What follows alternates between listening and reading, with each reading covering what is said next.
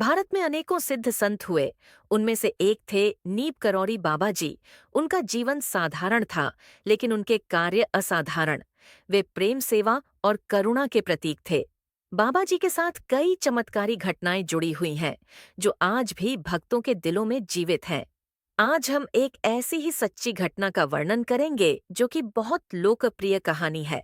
तो शुरू करते हैं। एक बार बाबा जी कुछ भक्तों के साथ रेल यात्रा कर रहे थे। जब टिकट चेकिंग अधिकारी आया, तो पता चला कि बाबा जी के पास टिकट नहीं था। नियमों के अनुसार उन्हें ट्रेन से उतरने को कहा गया।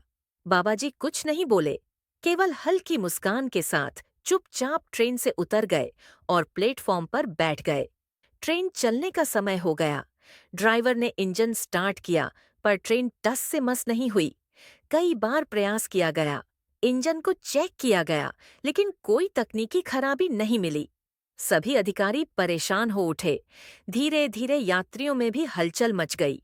तभी किसी ने सलाह दी कि बाबा जी को फिर से ट्रेन में बुलाया जाए। स्टेशन मास्टर, जो पहले सख्ती से पेश आ रहा था, अब विनम्र होकर बाबा जी के पास आया, माफी मांगी और प्रार्थना की कि वह फिर से ट्रेन में चढ़े।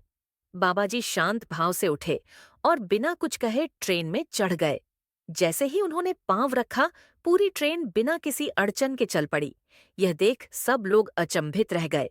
कुछ ने बाबा जी के चरणों में प्रणाम किया, तो कुछ केवल निःशब्द श्रद्धा से उन्हें देखते रहे। बाबा जी ने कभी अपने चमत्कारों का प्रचार नहीं किया। उनके लिए ये सब स्वाभाविक था, जैसे हवा का बहना या सूरज का उगना। उनके लिए भक्ति और सेवा ही सबसे बड़ा साधन था।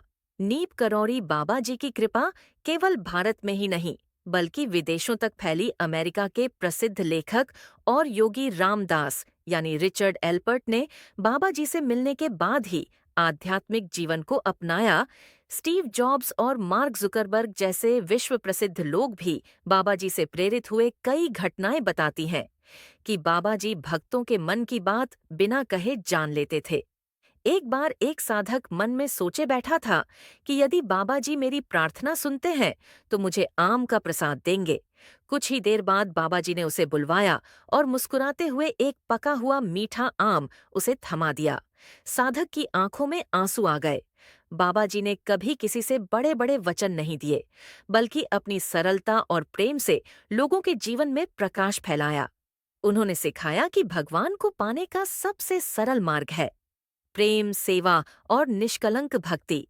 आज भी नीब करौरी बाबा जी के आश्रमों में भक्तों की भीड़ उमड़ती है। कहते हैं, जो सच्चे दिल से बाबा को पुकारता है, उसकी हर पुकार सुनी जाती है। बाबा जी आज भी उसी प्रेम से हर भक्त की रक्षा कर रहे हैं। बस हमें श्रद्धा और भक्ति का दीपक जलाए रखना है। जय बाबा नीब करौरी।